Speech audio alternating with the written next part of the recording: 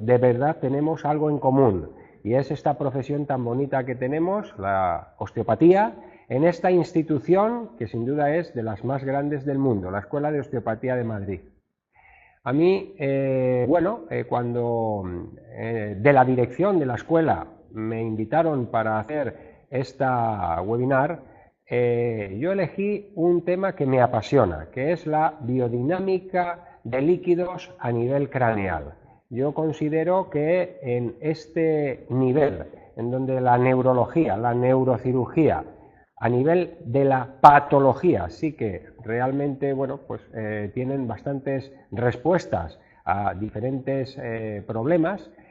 De cara a la disfunción no hay tanta respuesta, y esa respuesta creo que la osteopatía sí que lo está dando, pero con una base científica, con una base neurofisiológica y con unos principios en ciencias médicas básicas que de verdad creo que todos debemos conocer, entre otras cosas porque de alguna forma tenemos que hablar con el neurólogo, con el neurocirujano, de forma que tenemos que convencerle, ¿no?, de los principios de la práctica clínica que vamos a realizar con los diferentes pacientes que aquejan con una multitud de alteraciones, disfunciones, como vuelvo a repetir. Bueno, sin mucho más, vamos a dar comienzo a esta charla en donde podéis, mediante el chat que tenéis ahí, lo estáis viendo, podéis realizar alguna pregunta o alguna consideración que tengáis inquietud. En primer lugar, deciros qué líquidos tenemos a nivel craneal. Bueno, pues si bien hasta hace 4 días, como aquel que dice, ahora te cuento un poquito en fechas y en artículos, eran solamente 3, el líquido arterial, el líquido venoso y el líquido cefalorraquídeo, desde hace muy poco tiempo ya se ha visto el líquido, el sistema linfático, ya existe sistema linfático intracraneal. Hablaremos de él al final de la webinar, con algunas referencias científicas. Hay una máxima en craneal, que es mantener la presión intracraneal constante. Y hombre, ahí ya me surge mi primer problema. Es decir, con líquidos entrando, sistema arterial, saliendo, el líquido cefalorraquídeo por ahí también, y ahora entra el sistema linfático. Qué exquisito control tiene que tener este cráneo de entrada y salida de todos estos líquidos, de control de todas estas presiones, para que realmente pueda mantener esa máxima presión intracraneal constante. ¿Bien? Bueno, pues ahí vamos a ir hablando de cómo se gestiona esta biodinámica de todos estos líquidos. Como tenéis ahí, el sistema arterial, hay 4 autopistas de entrada de sangre arterial al cerebro. 2 posteriores, todos las conocemos, las arterias vertebrales, que generan ese quiebro por encima de C1, otro quiebro cuando pasan por el agujero el agujero magno, para unirse formando el tronco basilar. Y 2 autopistas de entrada anteriores que, como os tenéis ahí, y con permiso os lo voy a señalar, la carótida primitiva o carótida común, que discurre entre las fascias prevertebrales, entre la profunda y la media, para que a nivel del seno carotídeo, aproximadamente hacia el ángulo mandibular, como veis ahí, o C3 aproximadamente, ya se dividen en 2, en la carótida interna, la veis ahí subiendo hacia la fosa infratemporal, y la carótida externa. Esta carótida externa, que en la disección anatómica aquí la pierdo, la vuelvo a retomar en este dibujo de Netter, en donde la carótida externa, como veis, irriga todo lo que es exocraneano. Ojo, la boca, el interior de la boca es exocraneano, es intrabucal, pero exocraneano. Quiero decir con todo esto que la musculatura masticatoria, tan sumamente importante por estar dentro del captor estomatognático, así como ser parte de ese captor postural, bien, y tener esa relación tan íntima con el trigémino, núcleo cervical del trigémino, etcétera, Bien, pues esto está irrigado por la carótida externa, pero realmente para lo que estamos y el tema que estamos tratando ahora, quien nos interesa es la carótida interna o carótida primitiva. Como veis ahí, y os he dicho, ahí tenéis la arteria vertebral, fijaros qué quiebro realiza ahí, otro quiebro para entrar por el agujero magno formando el tronco basilar. ¿Dónde estoy? En la fosa cerebelosa, por tanto, del tronco basilar es obvio, como veremos en la imagen siguiente, que de este tronco basilar van a salir todas las arterias cerebelosas y ya que estoy en la esfera craneal posterior, todas las arterias cerebrales posteriores. Por tanto, esto es de lo que se va a encargar ese tronco basilar. Por la otra parte, la carótida interna, entrando en la fosa infratemporal por la pirámide petrosa, hacia y su entrada en el cráneo por el ápex petroso, va a ser quien forme, junto a la unión ya del tronco basilar, todo lo que vemos a ese nivel, el polígono de Willis. Y fijaros cómo forman toda esta irrigación absolutamente, aquí está todo excluido, todo tejido conjuntivo excluido, a excepción del sistema arterial. Bueno, pues aquí tenemos, y en esta zona es donde nos está viendo el polígono de Willis, aquí estamos viendo el gran tronco carotídeo, carótida primitiva, carótida común, seno carotídeo, aquí ya pierdo las carótidas tanto interna como externa, y aquí tenéis la vertebral.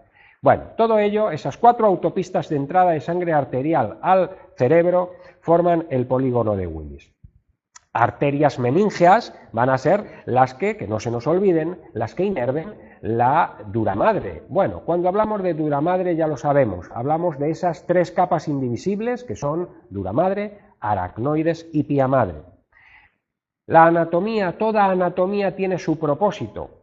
Yo siempre me he preguntado por qué, fijaros ahí, por qué la arteria vertebral tiene que hacer un quiebro de 90 grados antes de entrar en el agujero magno.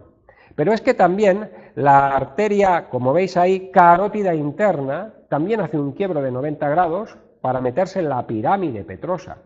90 grados, ¿no sería más fácil entrar directo al cráneo?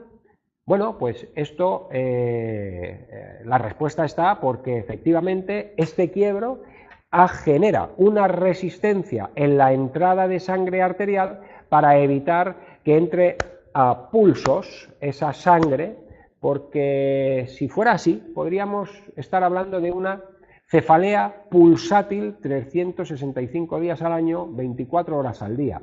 Bien, esto la anatomía lo soluciona, fijaros, la anatomía, siempre entramos en los principios de la osteopatía, ¿recordáis? La anatomía gobierna la función, la estructura, etcétera. Todo ello nos viene a decir que ese quiebro que hacen esas arterias es para generar una resistencia y que el flujo entre más o menos constante, evitando, por ejemplo, esas cefaleas congestivas. ¿Por qué? Porque no requerimos que la arteria, con una gran capa de inervación a nivel de ese sistema simpático, señores, y esa capa muscular que presenta esa arteria, esas arterias, la arteria duele. Cuando nos sacan sangre de una vena. Bueno, un pinchacito en la vena no nos duele mucho, pero cuando a alguien le tienen que hacer por alteraciones pulmonares o lo que sea, gasometría, nos pinchan en la arteria, eso duele una barbaridad. Bien, cuando nosotros tenemos dentro de ese estado de facilitación del que siempre hablamos en osteopatía, una parte de esa facilitación es el vasoespasmo, ese vasoespasmo, señores, duele.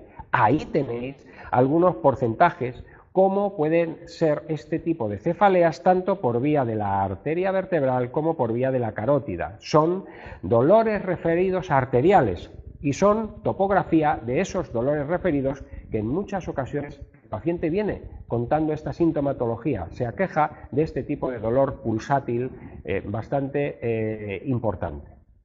Por tanto, ya tenemos un tipo de cefalea, dolor referido de origen arterial. ¿Y cómo controlamos en osteopatía este tema o por dónde iniciamos un poco el trabajo para generar y normalizar este vasoespasmo? Yo quiero que recordéis que esta inervación simpática nos proviene desde las astas laterales. Y hombre, considerando que las astas laterales, las primeras astas laterales las tenemos en la región torácica alta media, es desde aquí, desde estas astas laterales torácicas altas medias, donde podemos, mediante su diagnóstico, dorsos planos, cifosis, NSRs, ERS, FRS, es decir, en definitiva, facilitaciones medulares a este nivel pueden estar afectando a nivel ortosimpático. Por ello, y ya conocemos diferentes estudios, como estáis viendo ahí, la manipulación a nivel torácica media, torácica alta, van a tener un beneficio en muchos elementos cráneo-cervicales. ¿Bien? Bueno, consideramos que en gran parte se debe a esta normalización metamérica, por tanto, normalización de la facilitación medular existente en estas astas laterales, de las que dependerá el estímulo neurovascular cráneo-cervical.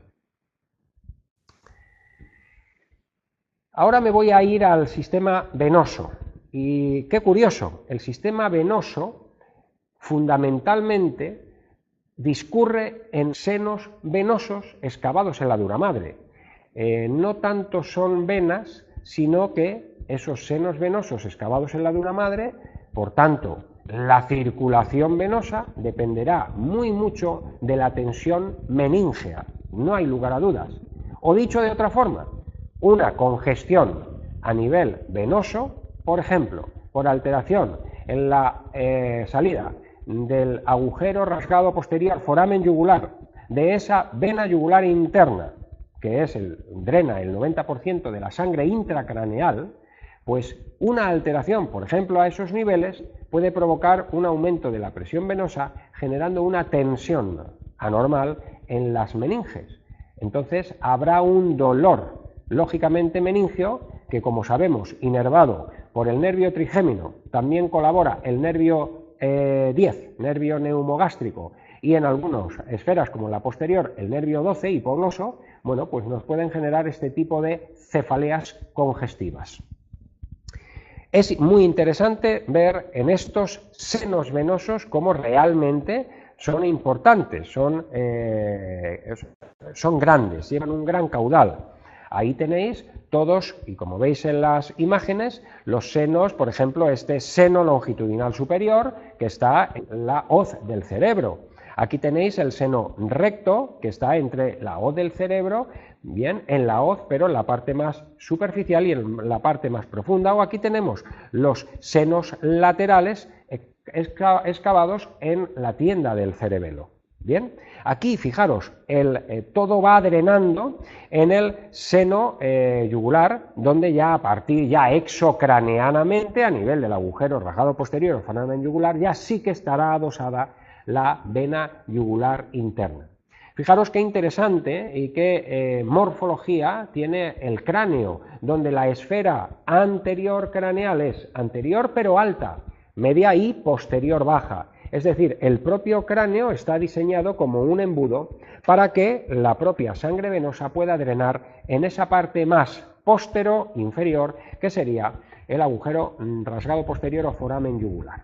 Dicho de otra forma y a nivel y la aplicación clínica, cuando un paciente te viene y te habla que tras un tiempo en decúbito se tiene que levantar por cefalea, muy posiblemente sea por cefalea congestiva, por esa congestión venosa, por esa tensión que le impide un buen drenaje venoso. ¿Bien? Y es la gravedad, la fuerza de la gravedad, la que asiste, la que ayuda en ese drenaje venoso. Esto, cuando tenemos disfunciones a niveles meningias membranosas, pues voy a tener que el decúbito me va a ir congestionando poco a poco este sistema venoso. Muy importante, este seno cavernoso en la cara lateral de la silla turca. Muy importante porque si nos estamos dando cuenta es detrás de la hendidura esfenoidal. Y recordamos que la hendidura esfenoidal está recogiendo todo el plexo venoso oftálmico, con lo cual ese ojo que hace millones de movimientos tan perfectos, ejecutando tanto equilibrio en todo el sistema oculomotor, evidentemente tiene un retorno venoso importante y eso va a drenar en ese seno cavernoso existente ahí en la cara lateral de la silla turca. Elementos tan importantes que tenemos ahí como por ejemplo es el sistema hipotálamo y el sistema porta hipotálamo hipofisario. Vital para todas las alteraciones hormonales, para todas las alteraciones a nivel hipotalámicas. Ese concepto de neuroinflamación hipotalámica también muy actual en muchísimos pacientes que simplemente tienen un estrés crónico y esto es un mal general en la sociedad actual, con lo cual son unos elementos que es maravilloso tener algún tipo de técnicas de bombeo para evitar la congestión a esos niveles. Igual que también, como bien vemos aquí arriba en el dibujo de Netter, estamos en el quiasma óptico, estamos bordeando lo que es el polígono de Willis, etc. Ahí tenéis ya ese seno yugular intracraneal, imagen de la izquierda, pero tenéis ya la yugular interna a todo este nivel. Exactamente igual, dicha vena yugular interna puede sufrir otras alteraciones congestivas pues, a nivel del cuello, a nivel de la entrada torácica, que también por presión retrógrada nos puede estar afectando a nivel intracraneal, aumentando esta presión, generando esta tensión meningea y por ende esa cefalea vía trigeminal o vía algún otro nervio que colabora en la inervación meningea. Bueno, esto es ahí el cadáver, esto es lo que es real, ¿verdad? Y como estáis viendo ahí, ese seno longitudinal superior, os lo señalo ahí, como estáis ahí viendo en la hoz del cerebro, viendo ahí los senos laterales, aquí los tenemos muy bien, y los senos petrosos por toda la tienda del cerebelo, y cómo terminan todos con la confluencia, aquí tenemos el seno cavernoso, bien, los senos cavernosos superpuestos, porque es una imagen de lado, y cómo todo drena en todo ese seno yugular por la yugular interna, que las veis ahí perfectamente. Esto tiene que estar muy bien diseñado para esa salida del líquido venoso. Y hago un punto y aparte para entrar en el líquido cefalorraquídeo. El líquido cefalorraquídeo, como todos bien sabéis, está producido en esas formaciones que son los ventrículos. Bien, ahí vemos un ventrículo lateral, en este caso ventrículo lateral derecho, y aquí tenemos todos los ventrículos laterales, aquí los tenemos, más grandes, son los más grandes, por lo cual serán los que más producción de líquido cefalorraquídeo vayan a tener, se unen y se une en el tercer ventrículo, por tanto, la conducción de ese líquido cefalorraquídeo de los ventrículos laterales pasa al tercer ventrículo y por el conducto, al acueducto cerebral, va a pasar a la fosa cerebelosa al cuarto ventrículo. En este cuarto ventrículo, como veis aquí, por vía de los agujeros de Lusca y de Magendie, van a irse a todo el espacio subaracnoideo a nivel tanto craneal como a nivel medular. Con lo cual aquí tenemos otra visión, ventrículo lateral izquierdo, donde va hacia la parte anterior, hacia la parte posterior y hacia la parte lateral. Va a llegar al tercer ventrículo, acueducto cerebral, y se irá al cuarto ventrículo. Este es el diseño ventricular, que la parte del tercer y cuarto ventrículo es una parte que está muy topográficamente muy medial. Ahí lo volvemos a tener, Aquí tenemos para visualizarlo la fosa cerebelosa, el cuarto ventrículo, y aquí los agujeros de Luska y de Magendie van a ser los encargados de sacar ese líquido cefalorraquídeo de los ventrículos hacia el espacio subaracnoideo. Bueno, entonces aquí tenemos ya los ventrículos, como estáis viendo por ahí, los ventrículos laterales, tercer ventrículo, cuarto ventrículo y todo el espacio subaracnoideo. Bien, por tanto es un sistema hidráulico semicerrado, como algunos de los autores nos están hablando. Sistema hidráulico semicerrado. ¿Y por qué digo semicerrado? Porque no hay más que por algún sitio este líquido se tiene que reabsorber. Esto lo vamos a ir viendo ahora. Niveles de reabsorción del líquido cefalorraquídeo, porque si no llegaría un momento en el que el aumento de presión del líquido cefalorraquídeo en el espacio subaracnoideo llegaríamos a colapsarlo, con lo cual necesitamos esa renovación. ¿Cómo se produce en los ventrículos el líquido cefalorraquídeo? Aquí lo tenéis, los plexos coroideos. Estas formaciones van a ser los que, gracias al control neurovegetativo, por tanto al sistema nervioso vegetativo, simpático y parasimpático, van a ser los que vayan gotita a gotita llenando los ventrículos. ¿Dónde hay más plexos coroideos? Sin lugar a dudas, hay en los ventrículos laterales, también en el tercer ventrículo y en el cuarto, pero obviamente donde más hay es en los ventrículos laterales. Van, según la regulación autónoma, van a ir produciendo el líquido cefalorraquídeo que de alguna forma se tiene que reabsorber. Ahora veremos los niveles de reabsorción. Por tanto, tiene que haber un volumen de producción y un volumen de reabsorción. De forma que, según autores como Torsten Liem, nosotros producimos y reabsorbemos, por tanto recambiamos nuestro líquido cefalorraquídeo de 3 a 6 veces al día. Bueno, cuando veamos algunas de las funciones de este líquido cefalorraquídeo, sin lugar a dudas, vamos a ver que nos va a interesar más está recambiando 6 veces ese líquido cefalorraquídeo más que 3 veces únicamente. ¿Bien? Si hablamos de las funciones de ese líquido cefalorraquídeo, hablamos que amortigua y protege de traumatismos al sistema nervioso central.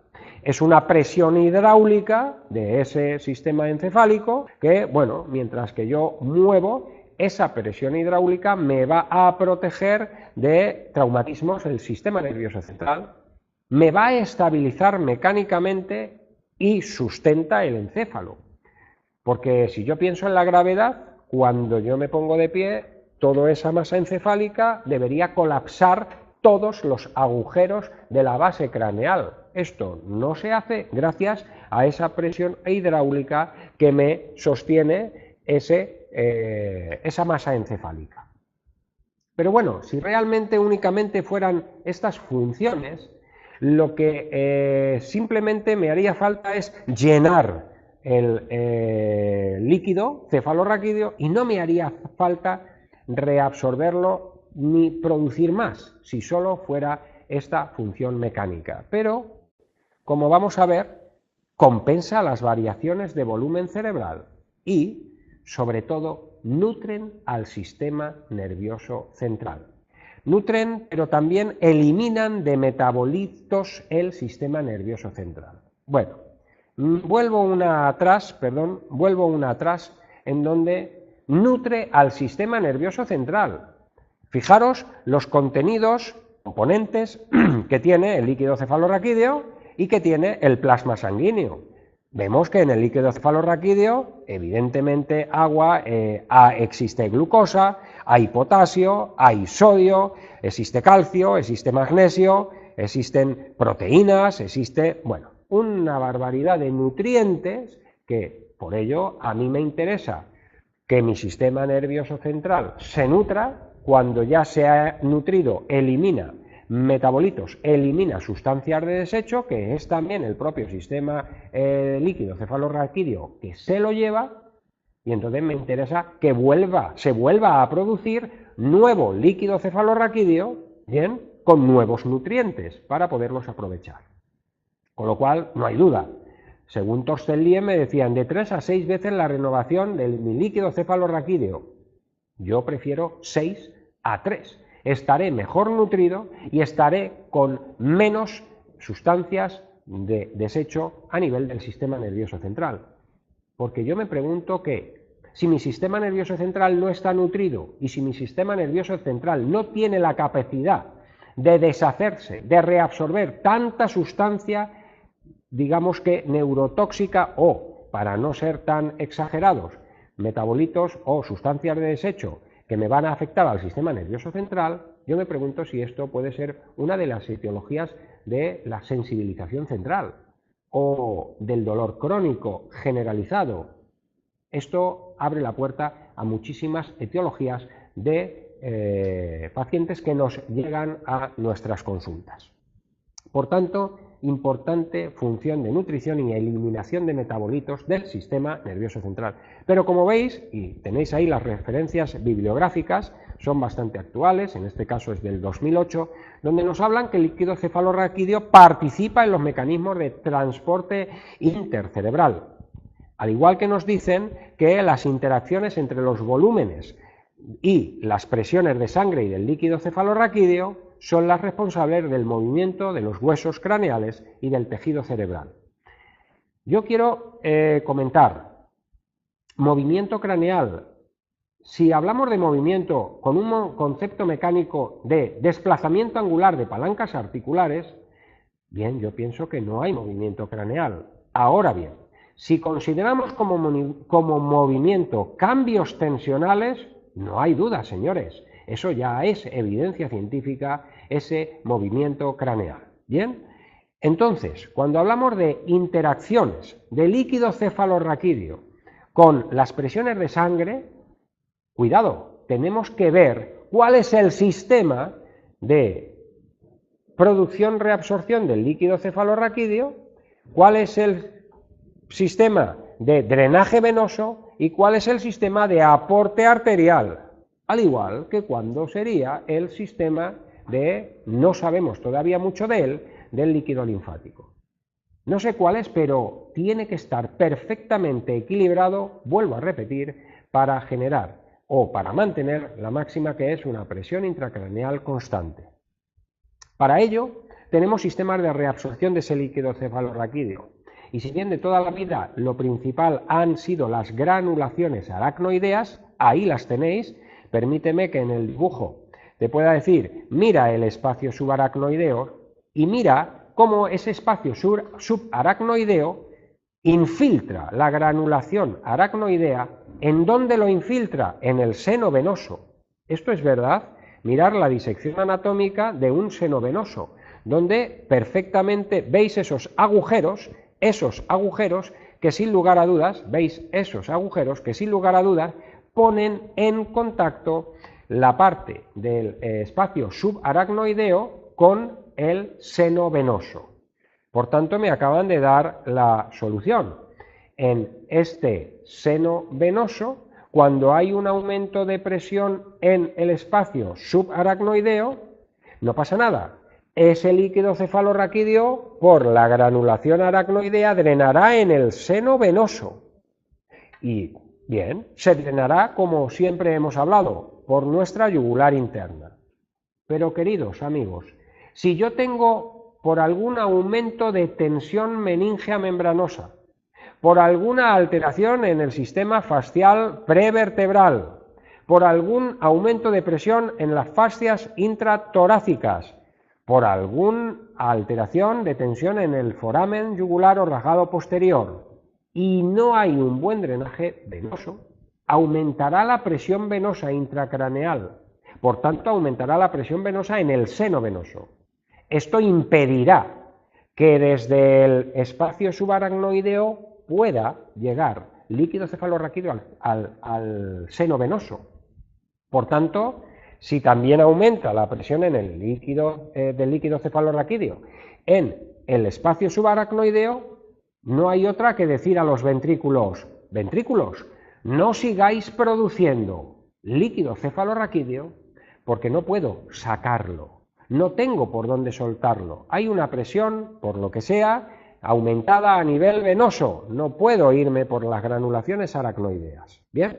Con lo cual la producción de líquido cefalorraquídeo en los ventrículos va a disminuir. Si disminuye ya no lo puedo intercambiar muchas veces, como decía Torsten Liem, 3 a 6, pero intercambiaré cada vez menos. Mi líquido cefalorraquídeo ya no tendrá tantos nutrientes, no estaré eliminando tanto metabolito del sistema nervioso central. Empezamos a entrar en un estado de facilitación, ¿bien? De sensibilización central. Bien, no solo este es el único lugar ya últimamente hemos visto que no solo este es el único lugar de reabsorción de líquido cefalorraquídeo, como veis, por vía de la submucosa nasal y de la placa cribiforme del etmoides, lámina cribosa del etmoides, también existen un cierto drenaje de este líquido cefalorraquídeo, pero bueno, en cierto modo es normal, ¿no? En la crista gali del etmoides era donde se inserta la hoz del cerebro, con lo cual ahí está llegando el seno longitudinal superior, con lo cual también ahí estará llegando, en cierto modo, meninge, espacio subaracnoideo, y por esa zona de la placa cribiforme, por esa región también del nervio 1, nervio olfatorio, pero también atrás ese canal óptico en el esfenoides, cara interna de las alas menores del esfenoides, y ese nervio 2, nervio óptico. También hay como vemos ahí, drenaje. Y los linfáticos del cuello, como vemos ahí, con su referencia bibliográfica del año 2015.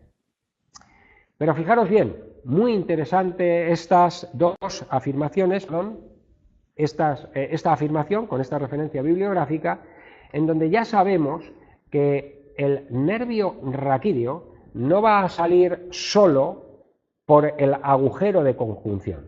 Es decir, a nivel medular va a gestarse la raíz nerviosa y se tiene que abrir las meninges. No solo se abren tipo ojal de la camisa, sino que se abren y acompañan a todo ese paquete para insertarse a nivel del agujero de conjunción, pero más allá, por fuera del agujero de conjunción, sigue fundiéndose ese sistema meningio en la periferia del nervio. Quiere decirse que estamos llegando en cada uno de nuestros nervios raquídeos con un microdrenaje de líquido cefalorraquídeo. Hombre, microdrenaje pues es muy poquito, pero si estamos considerando todos los nervios raquídeos izquierdos y derechos, ya ese drenaje, esa reabsorción de ese líquido cefalorraquídeo ya hay que considerarlo, no es menospreciado. Bueno, ahí tenéis simplemente, visto en resonancias, una serie de imágenes de cortes de ventrículos, en este caso es el corte transversal de los ventrículos laterales y del tercer ventrículo, lo estamos viendo ahí, ventrículos laterales y tercer ventrículos laterales, la continuidad por la parte anterior, y aquí en el centro el tercer ventrículo. Estamos viendo ya también aquí con mayor entidad el tercer ventrículo, aunque vemos algo de la parte posterior de las posteriores de los ventrículos laterales. Vemos aquí el cuarto ventrículo y aquí exactamente ya en unos cortes sagitales, tercer y cuarto ventrículo, aquí lo tenemos, tercer y cuarto ventrículos, aquí tenemos los ventrículos laterales, tercer ventrículo, bien, perdonad por el lapicerito que no lo controlo muy bien, como veis. Tenemos ahí los corte frontal de los ventrículos laterales, veo también un poquito del tercer ventrículo, aquí lo vemos bien, tercer ventrículo, ventrículos laterales, tercer y cuarto ventrículo, como veis ahí, aquí una imagen muy bonita, ventrículos laterales, tercer ventrículo, cuarto ventrículo, y ya vemos espacios subaracnoideos como es el de la tienda del cerebelo, lleno de líquido cefalorraquídeo, como estáis viendo ahí. Bien, y obviamente no tiene nada que ver con estas imágenes de patología. Esto ya no son disfunciones, obviamente es la hidrocefalia, para que veáis la deformidad que genera esta patología en todo este sistema ventricular. Bien, pues bueno, hasta ahora y hasta hace muy poco tiempo habíamos hablado de 3 líquidos intracraneales: arterial, venoso, linfático, y líquido cefalorraquídeo. Pero desde hace muy poco, señores, ya empezamos a ver estructuras linfáticas. Es verdad que, mirar, empieza en 1966, pero no se ve bien, parece que no, parece que deben ser rudimentarias estas estructuras y no se le da importancia. De hecho, no aparecen en los textos actuales de medicina. Pero ya empezamos, y desde no hace mucho, 2015, nos empiezan a hablar vasos linfáticos en la dura madre, un nuevo descubrimiento, y se queda en el tintero, pero ya empezamos a determinar que el sistema nervioso central se somete a la vigilancia, como no puede ser de otra forma, del sistema inmunológico, que es constantemente llevada dentro del compartimento meningio. Hombre, cómo no, el sistema inmunológico y el sistema linfático van muy de la mano, con lo cual, si estamos viendo algunos vasos linfáticos en torno a la dura madre, ¿por qué no podremos estar sospechando, hipotetizando, y así lo hacen los inmunólogos, de algún componente inmunológico o algún control inmunológico que pueda estar haciendo este sistema linfático? Ahí tenéis las referencias bibliográficas que se están llevando 2012, 2013. Los mecanismos que regulan la entrada y salida de las células inmunológicas del sistema nervioso central siguen siendo poco conocidos. Por tanto, sinceramente, estamos viendo que el descubrimiento de vasos linfáticos que revisten los senos durales son capaces de llevar a las células inmunológicas y se conectan a los ganglios linfáticos cervicales profundos. Recordemos que uno de los sistemas de reabsorción de líquido cefalorraquídeo estaba en los linfáticos del cuello. Bueno, podría haber aquí algún tipo de relación, muy posiblemente. Por tanto, el descubrimiento del sistema linfático en el sistema nervioso central puede requerir una reevaluación de los supuestos básicos de neuroinmunología. Es decir, posiblemente haya que cambiar todos los libros de neuroinmunología clínica cuando empecemos a descubrir, cuando se empiece a ver esta función de este líquido linfático dentro de estas meninges.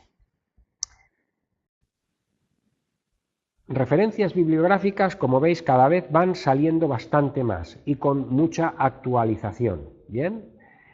En definitiva, si antes era esto, que todos lo conocéis y esto es lo que tenéis en todos vuestros tratados, ahora ya, señores, es esto. En definitiva, hay sistema linfático intracraneal, sí, no sabemos para qué. Pero, desde el punto de vista de la osteopatía, nuestras técnicas de bombeo que hacemos en la esfenobasilar, que hacemos en definitiva en el cráneo, porque si hacemos en esfenobasilar estamos afectando a todo el sistema meningio, membranoso, a todo el cráneo, pues creo que estamos afectando a todo este equilibrio e intercambio de líquidos intracraneales. Aquí tenemos las hipótesis de lo que es el movimiento craneal. Sea la hipótesis que sea, pero lo que es cierto es que ya sabemos que existe ese impulso craneal, ese movimiento, ese cambio tensional craneal. Y también sabemos, nos hablan los estudios cada vez más, que la manipulación craneal afecta a la oscilación de la velocidad del flujo de la sangre, que estas oscilaciones de baja frecuencia están mediadas a través de la actividad simpática y parasimpática, siempre lo hemos dicho, el sistema nervioso vegetativo. Sutherland, el padre de la osteopatía craneal, ya lo dijo, el sistema autónomo, el vegetativo, es muy activo, ¿no? Es decir, no era algo que estuviera por ahí latente, no, es muy activo. Y se concluye que la manipulación, que el tratamiento en definitiva craneal, afecta el sistema nervioso autónomo. Este sería un poquito lo que nosotros queremos trasladaros, el trabajo vegetativo, cuando nosotros estamos haciendo algo a nivel craneal. Ya sabemos además que el movimiento cervical, el movimiento cráneo-cervical, afecta y contribuye al aumento de flujo en el líquido cefalorraquídeo. Repito, el movimiento cráneo-cervical aumenta y el flujo de salida del líquido cefalorraquídeo, como estáis viendo, artículos del 2016. Y bueno, no nos extraña también porque en nuestra última revisión sistemática, publicado, como veis ahí, por la revista Spine en el 2016, ya hemos determinado en esta revisión sistemática la existencia de diferentes puentes miodurales, ya no solo como antiguamente se pensaba del recto menor posterior de la cabeza, de los oblicuos, del recto mayor, del ligamento nucal, incluso algunos autores se han atrevido a hablar del recto menor anterior de la cabeza. Es decir, hay claramente una relación miofascial desde la región toda suboccipital con el sistema dural. Y recordemos que a ese nivel estamos hablando, si hablamos de dura madre, hablamos de aracnoides y hablamos de pía madre. Y si hablamos de ellas, hablamos de líquido venoso y líquido cefalorraquídeo, sin lugar a dudas, y ahora actualmente ya hasta más vamos a poder decir de líquido linfático. Muchísimas gracias por vuestra atención, ha sido un honor que me hayan invitado para esta webinar y nada, estoy a vuestra disposición. Me encantaría, me están pasando por aquí algunas preguntas y me dicen, has dicho que el sistema vegetativo controla la producción de líquido cefalorraquídeo, pero ¿quién lo estimula, el orto o el parasimpático? Los dos. Tiene que haber un equilibrio en los dos. Sí que es verdad que es más el simpático, pero siempre tiene que estar regulado por el parasimpático. De hecho, señores, tenemos un gran problema en la sociedad actual. El estado de estrés crónico, con ese sistema o con ese eje hipotálamo hipofisario adrenal y ese propio sistema simpático activado, es lo que no nos hace o nos desregula mucho todo este sistema, ¿bien? Con lo cual tiene que haber un equilibrio del sistema nervioso vegetativo, simpático, parasimpático. Las sinusitis crónicas podrían relacionarse con la mala distribución de líquidos que produciría una facilitación a ese nivel. No. Fijaros en los senos aéreos, ¿bien? Tenemos frontales, tenemos etmoidales, esfenoidales y maxilares. Son senos aéreos, con lo cual, así a priori, generan una protección neumática al encéfalo y al cráneo, en definitiva. Pero, es verdad, en todos los senos tienen capas, están tapizados por capas de mucina, de moco, en definitiva. Y, señores, el 80-90% de nuestro sistema inmunológico se encuentra en la capa mucosa. Con lo cual, ¿qué pasa con la sinusitis crónica? Va a ser un problema más de ese sistema de defensa, de ese sistema inmunológico que nos puede inflamar esta capa mucosa, esta capa de mucina en estos senos, ¿bien? Pero no suele ser, en este caso, la biodinámica de líquidos la que nos va a generar este tipo de patologías, de sinusitis crónicas. Eso sí, los senos se comunican entre sí, con lo cual, no por los líquidos, sino por la propia comunicación aérea entre esos senos, debemos trabajar todos los huesos que corresponden a esa esfera. Bien, estamos hablando de frontales, estamos hablando de etmoides, de esfenoides, estamos hablando de maxilares. Bien.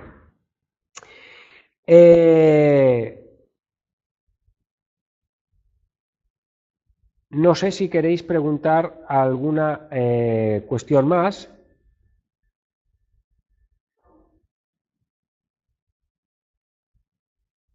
saludo a María de Argentina, porque es una de las que pregunta. María, es un honor que desde Argentina estés conectada, muchas gracias.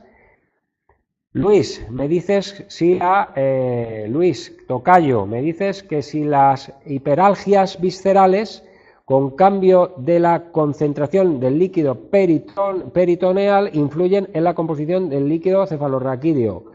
Las hiperalgias viscerales con cambio en la concentración del líquido peritoneal.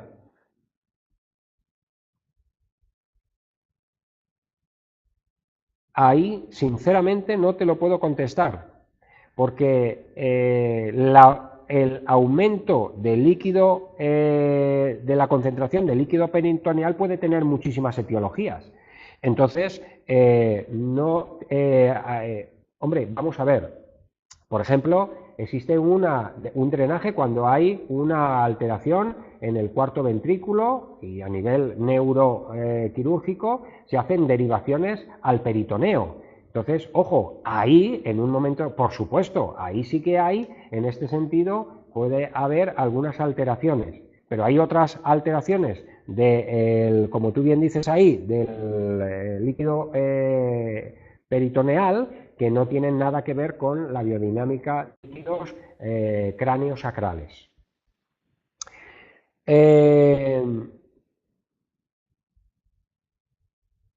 Mónica, Mallorca, un saludo. ¿Pueden ser que las meninges tengan relación con los problemas de equilibrio? Sin lugar a dudas. Mónica, he tenido 3, 4 casos muy curiosos. ¿Bien? Yo siempre recuerdo un paciente que viene con una alteración, según él, de equilibrio.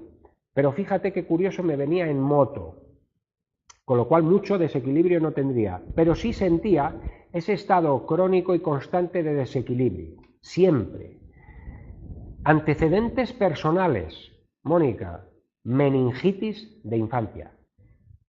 No lo pensamos, pero esa meningitis, itis de la meninge, patología médica, sin lugar a dudas, señores, vayan ustedes a urgencia, no hay duda, pero preguntémonos si queda alguna secuela, que sin lugar a dudas queda, porque el tejido meningio tiene gran cantidad de colágeno, con lo cual la retracción existente a ese nivel me puede estar alterando todas las meninges, y si me altera las meninges, recuerda que están tapizando todo el interior del cráneo, está tapizando esa pirámide petrosa, está tapizando ese sistema vestibular, está tapizando ese sistema arterial, con lo cual claro que puede tener que ver a nivel meningio, a nivel del desequilibrio, por supuesto.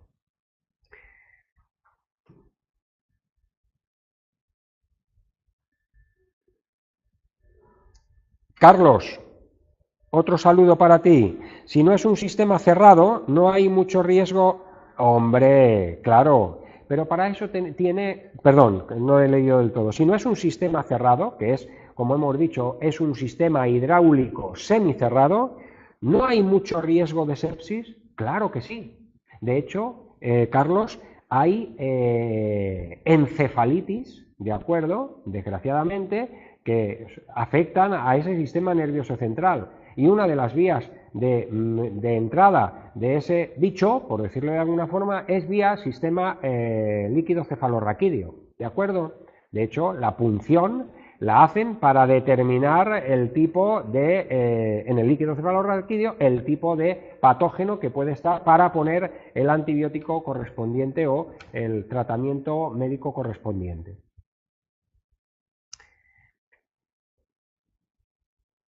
Gracias a ti, Mónica, por tu colaboración. Raúl, hola, en la hidrocefalia habría degeneración de los astrocitos, sin ninguna duda. Lógicamente, en la hidrocefalia, desgraciadamente, va a ir degenerando todo el tejido, claro que sí, todas las células. No hay un buen recambio, no hay una buena nutrición del sistema nervioso central, no hay no hay una buena eliminación de metabolitos. Claro que se va degenerando, desgraciadamente, Carlos.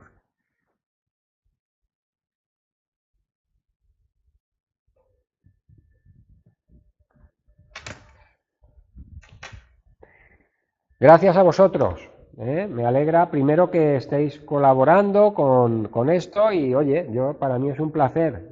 Yo estoy a vuestra disposición y bueno, Alejandro, muy buenas. En la práctica clínica, entonces, tienes que revisar siempre las dorsales medias altas ante una cefalea congestiva. No. Cuidado, ante una cefalea congestiva habíamos visto que era más por la falta de drenaje del líquido venoso. Entonces, ahí, ¿dónde nos iríamos? Clarísimamente nos tenemos que ir a liberar las tensiones del agujero rasgado posterior foramen yugular. Claro, esa presión, esa congestión presiona el sistema meningeo, el cual tiene una inervación, sí, tiene una inervación meningea, ¿de acuerdo? O tiene una inervación del nervio 10, sobre todo rama sensitiva en esfera posterior, ¿vale? Pero bueno, nos quedamos con la inervación trigeminal de la meninge. ¿Dónde tendríamos que ir? A la región suboccipital. ¿Para qué? Para normalizar la facilitación de ¿qué? Del núcleo cervical del trigémino. Recordar fundamental en las cefaleas tensionales, núcleo cervical del trigémino. Con lo cual, a nivel suboccipital tenemos que normalizar como sea. Con lo cual, estaríamos núcleo cervical del trigémino, estaríamos en el occipital, a nivel del nervio 10, a nivel del propio tronco encefálico, y estaríamos en esa sutura, toda esa sutura occipitomastoidea, recuérdate la petrobasilar, y ya la punta de esa pirámide petrosa, el ápex petroso en el esfenoides, ¿vale? Con lo cual, ese sería un poquito el protocolo de liberación de tensiones de esa región sincondrótica de la petrobasilar, donde está el foramen rasgado posterior. Ahora bien, las cefaleas pulsátiles, bien, o aquellas en las que tú consideres que el sistema arterial fuera el afectado, ahí sí, porque ese sistema arterial, ese tono arterial del vaso arterial, el estímulo neurovascular está determinado por los ganglios laterovertebrales dorsales altos y medios. ¿Por qué? Porque es ahí donde tenemos, en esa región dorsal alta y media, los primeros astas laterales medulares. Con lo cual, sí, en ese tipo de cualquier problema arterial tenemos que ir ahí. ¿De acuerdo? Fíjate, te digo más, arterial cráneo cérvico-braquial, porque recuerda que todo ello gestionado por los ganglios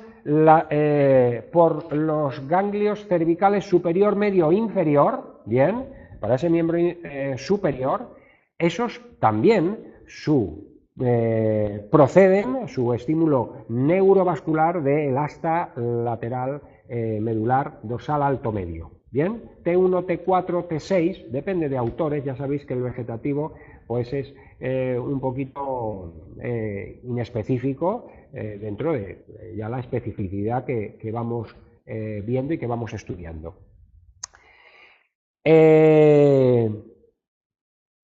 No me está dando tiempo a ver todo, pero eso me alegra porque quiere decir que se despierta interés, con lo cual, con permiso, me voy a poner un poquito más hacia aquí, me voy a ver que...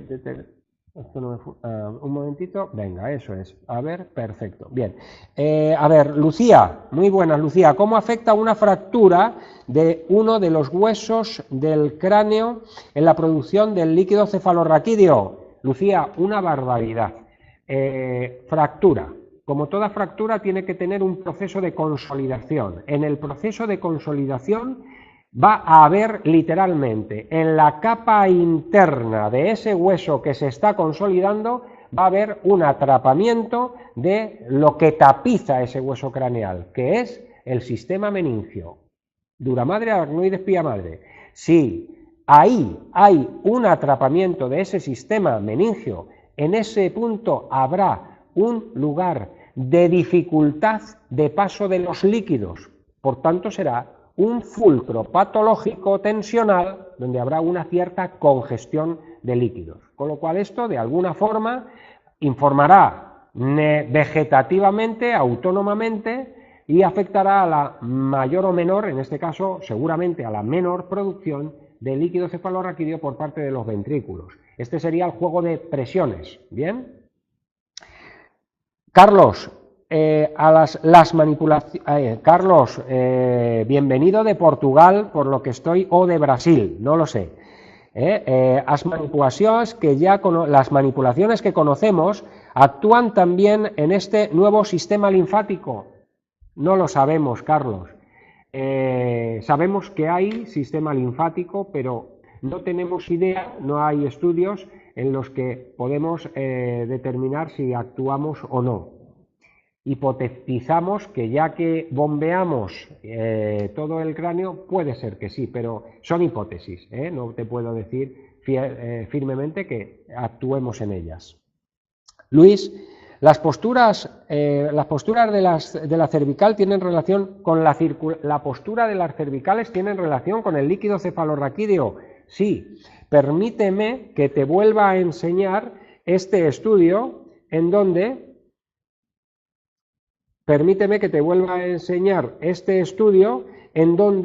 ya desde el 2016, si no me equivoco, efectivamente, te hablan del movimiento cervical, influye en el flujo de líquido cefalorraquídeo. Con lo cual, si yo tengo un latigazo cervical donde tengo una alteración muy típica en el movimiento de la charnela cráneo-cervical, o si tengo una posición adelantada de la cabeza, alteración postural muy típica, donde también hay una retracción de toda esta región suboccipital, y recordamos el siguiente estudio donde tenemos los puentes miodurales en nuestra revisión sistemática, pues claramente hay una afectación de la región cervical, la falta de movilización a este nivel, la falta de libertad va a afectar en el flujo, en los líquidos, no hay lugar a dudas. De hecho, el cuarto ventrículo, bien, va a estar muy afectado en lo que respecta a este movimiento cervical. Mónica, Mallorca, relación de la falta de visión, aparición de tumores sobre la silla turca y alteraciones hormonales a niveles hipofisarios. Todo esto acompañado de migrañas y demás. Hasta ese punto puede ser que llegue una congestión a nivel craneal o por un mal riego. A ver, yo creo que una simple congestión, disfunción, no va a llegar a hacer un tumor. Ahora bien, tenlo claro, un tumor hipofisario está en la silla turca, con lo cual justo encima yo tengo el quiasma óptico. Conclusión, puede haber una afectación a nivel visual completa.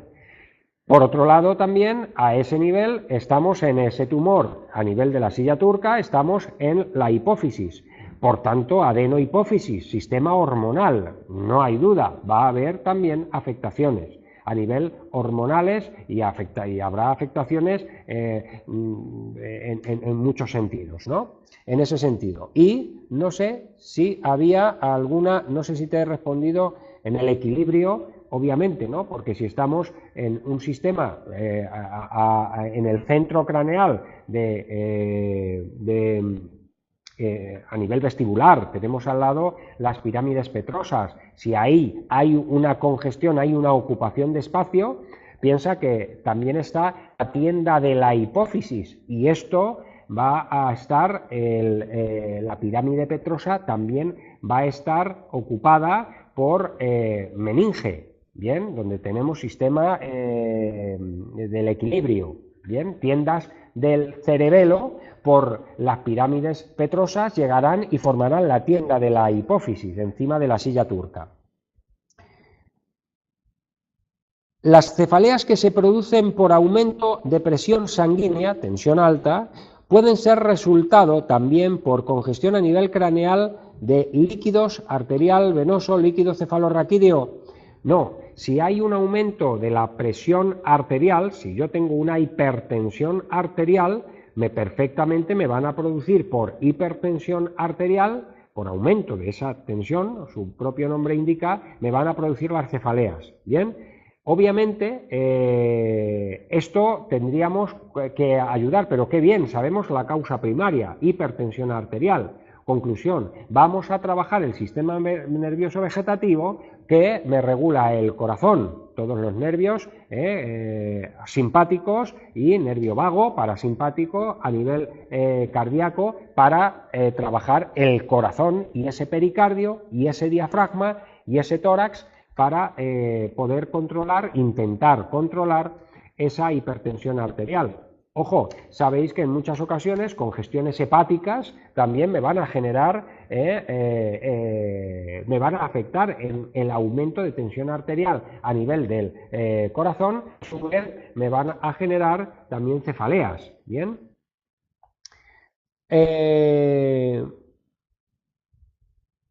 Gracias a ti, Lucía, Salamanca. Luis, gracias. Pues chicos, un placer haber contado con vosotros y quedamos a vuestra disposición y es un honor teneros en esta institución, Escuela de Osteopatía, teneros como alumnos, gente con esta vocación que estáis demostrando. Eso es lo que hace falta, pero no a la escuela, le hace falta al mundo, a la osteopatía, a esta profesión que, como sabéis también, por la norma UNE, pues empieza a estar algo regulada. Perdón, una pregunta más, Mónica, no, Andrea, Carlos y Gian. Gracias a todos. ¿Alguna pregunta? Un abrazo.